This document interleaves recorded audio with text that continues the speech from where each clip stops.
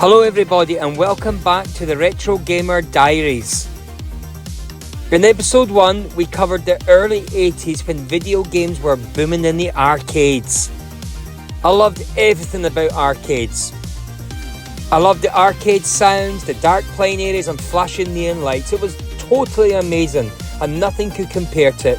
So many arcade experiences, such brilliant games were played there. This then led to the invasion of video games into our homes for the first time.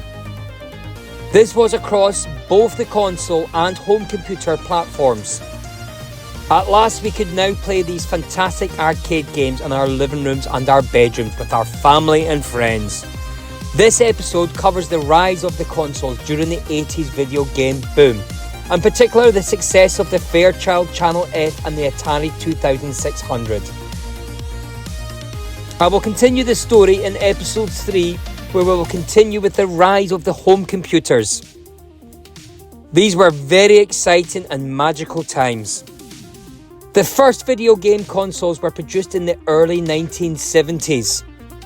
Ralph H. Baer devised the concept of playing simple, spot-based games on a television screen in 1966, which later became the basis of the Magnavox Odyssey.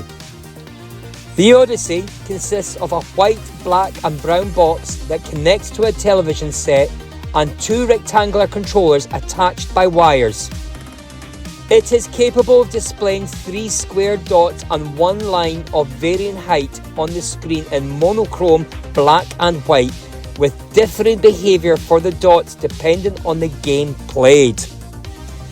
Players place plastic overlays on the screen to display additional visual elements for each game, and 1 or 2 players for each game control the dots with the knobs and buttons on the controller by the rules given for the game. The console could not generate audio or track scores. The console also came packaged with a dice, paper money and other board game items to accompany the games. The console spawned the Odyssey series of dedicated consoles, as well as the 1978 Magnavox Odyssey 2. One of the 28 games made for the system, a ping pong game, was the inspiration for Atari's successful 1972 Pong arcade game, which also in turn drove the sales of the Odyssey.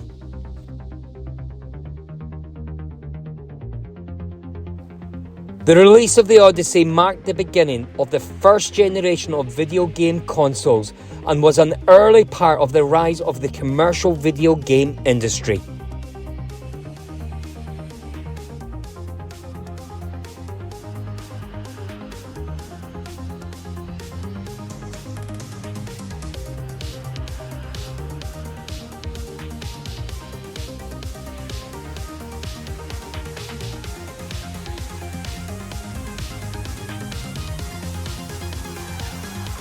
The Fairchild Channel F, short for Channel Fun, is a video game console, the first to be based on a microprocessor and to use ROM cartridges instead of having games built in. It was released by Fairchild Camera and Instrument in November 1976 across North America at a retail price of $169, which is equivalent of $810 in 2021. It was launched as the Video Entertainment System, but when Atari released its video computer system the next year, Fairchild rebranded their machine as Channel F, while keeping the Video Entertainment System descriptor.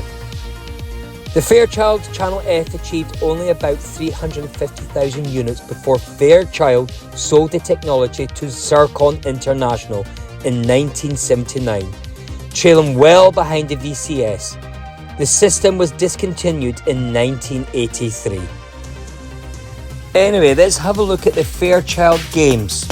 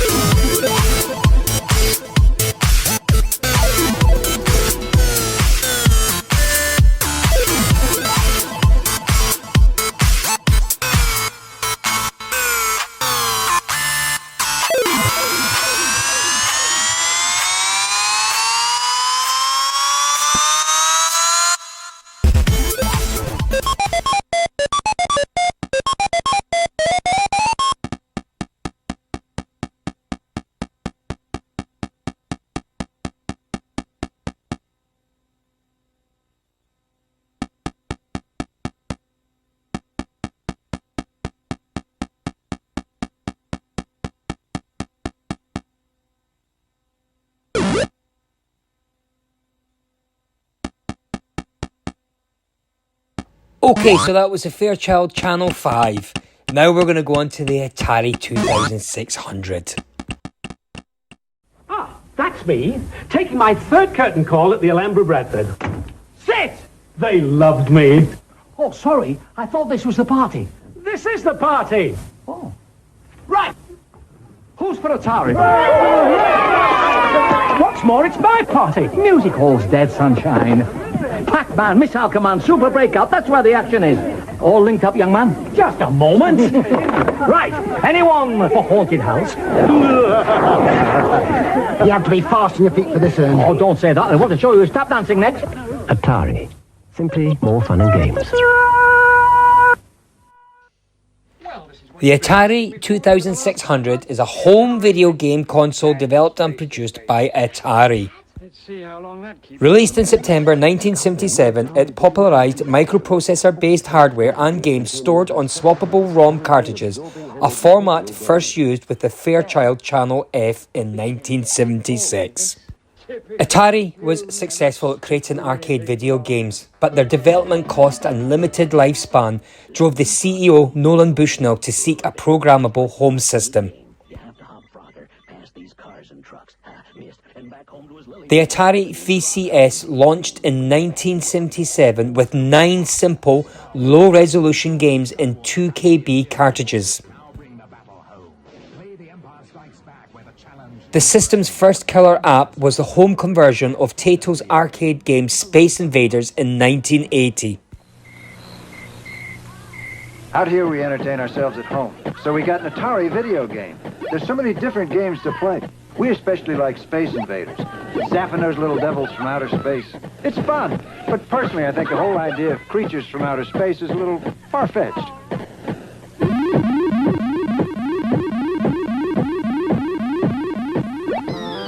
No other company offers you as many different video game cartridges as Atari. The VCS became widely successful, leading to the founding of Activision and other third-party game developers and to competition from console manufacturers Mattel and Coleco. By the end of its primary lifespan in 1983 to 1984, games for the 2600 were using more than 4 times the storage size of the launch games. In 1982, the Atari 2600 was the dominant game system in North America.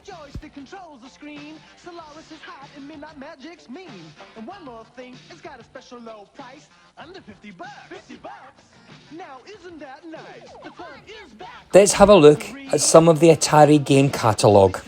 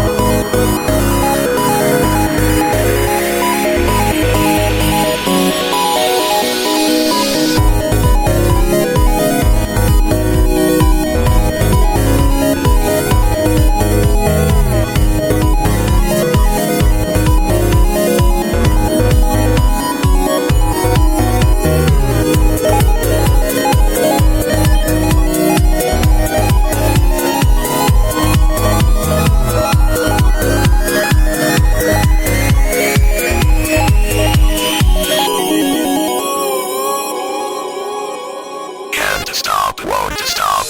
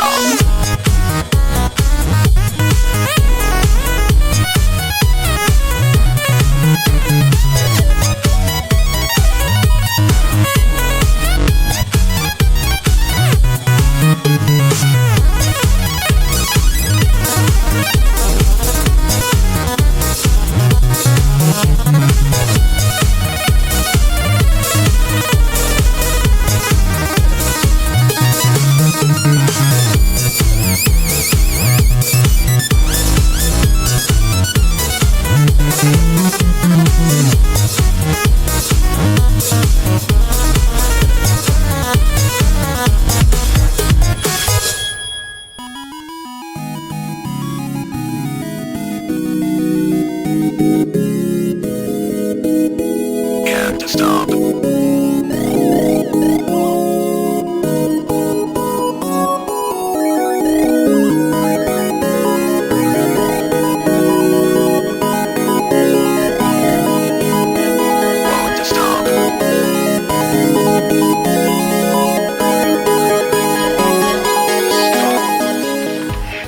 Arcade. Whoa! TIE fighters! Fireballs! Coming right at me! Watch the laser towers! Aim for the tops! Pick in the cannons! Use the force! They're coming too fast! It's Ray! It's Ray! My shields are gone! Alright! I'm going in! Oh, some game, huh? Some game! In a galaxy of video games, there is only one. Star Wars.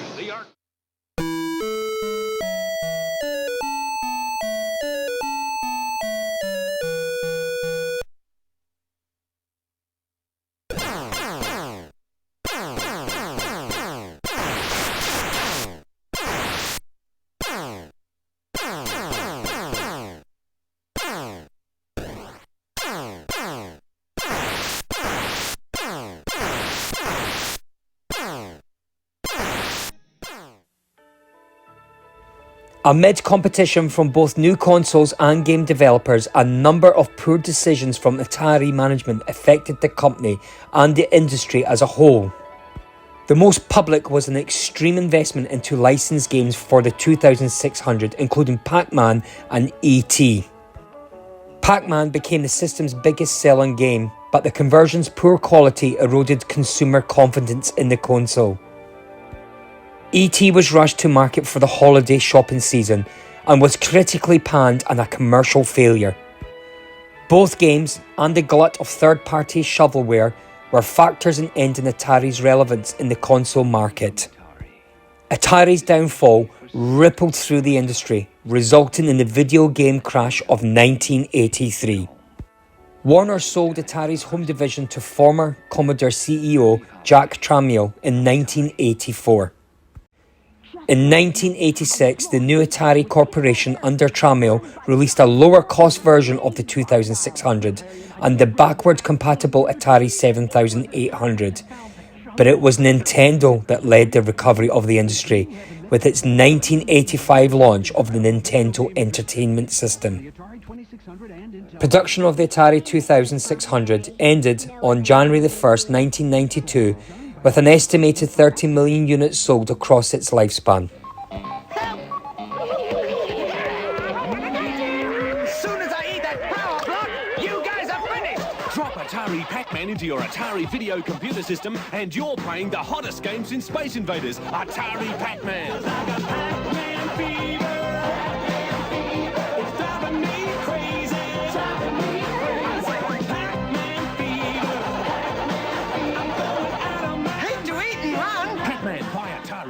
Soon, the John Geyer family will be using their TV. Intellivision is a home video game console released by Mattel Electronics in 1979.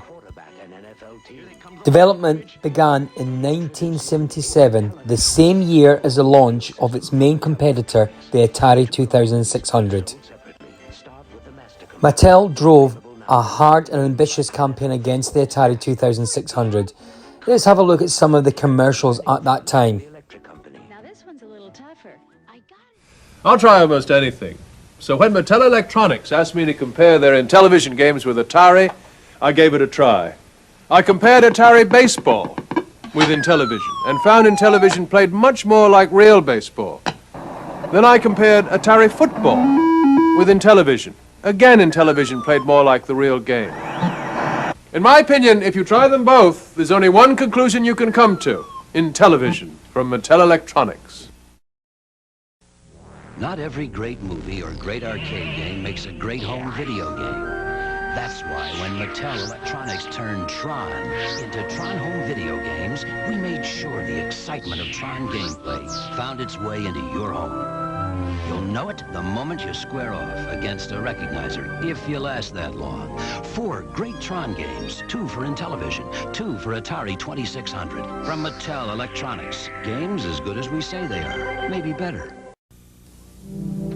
Hey! Mr. Intellivision. Plimpton. I bet it's great doing all those Intellivision commercials. I bet you get to keep all the games. Me and my friends like Night Stalker the best. The bats are real scary. Here, your friends won't have this new one. Lock and Chase. They won't believe this. Would you autograph it for me? Certainly. What's your name? My name? I've been making more comparisons between Mattel Electronics Intellivision and Atari. Different games, but the same results. Look at Atari basketball and Intellivision. I think Intellivision plays much more like real basketball. Here's Atari soccer and Intellivision. Again, I find Intellivision more sophisticated and lifelike. If you try them both, I think you'll find the clear winner is Intellivision from Mattel Electronics.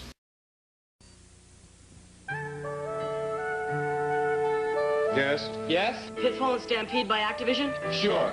For Intellivision. No. Activision doesn't make video games for Intellivision. Two. Pitfall, that challenging jungle adventure game that dares you to find the treasure. And Stampede, that rope them doggies roundup game. Negative. Pitfall and Stampede by Activision for...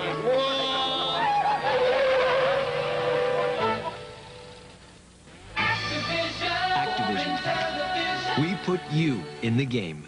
I've been comparing the exciting new Intellivision space game Star Strike with one of the most popular Atari games, Asteroid. Star Strike has moving images that make the game appear three-dimensional. Asteroids doesn't. And Star Strike features our most exciting visual effect, total destruction of a planet.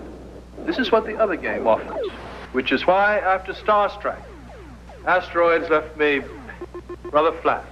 Star Strike, new for Intellivision from Mattel. Football fans will sit through almost anything to watch a good football game. Here's Intellivision NFL football. Come on!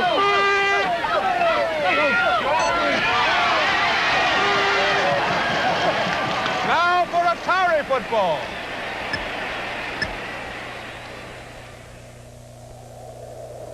Hey, where'd everybody go? Intellivision football. I think it's the closest thing to the real thing.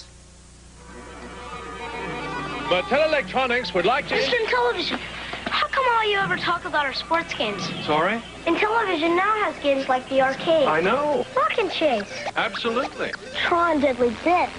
Excellent. Right. Night Stalker. Awesome robot. Oh, glad you like them. Sorry, I can't hang around here. I'm going home to play my Intellivision. Who was that kid? Finding the best video game system is a tough game to win. Who plays the most games, the best-selling games? Intellivision 2. Add the new system changer and play all Atari 2600 games.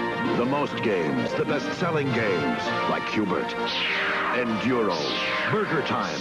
Intellivision 2 has the most going for it.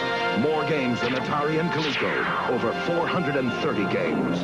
Get Intellivision 2. It's got the most going for it. Over the years, I've played some of the most challenging golf courses in the world, including this one, Intellivision PGA Golf. From tee to green, the gameplay is incredibly realistic. With Atari Golf, on the other hand, the gameplay is rather simplistic, and their course, not quite up to par. If you compare these two games, I think you'll find that Intellivision plays more like the real thing. Intellivision from Mattel Electronics. When it comes to space games, nobody compares to Atari. Excuse me, have you compared them to Intellivision?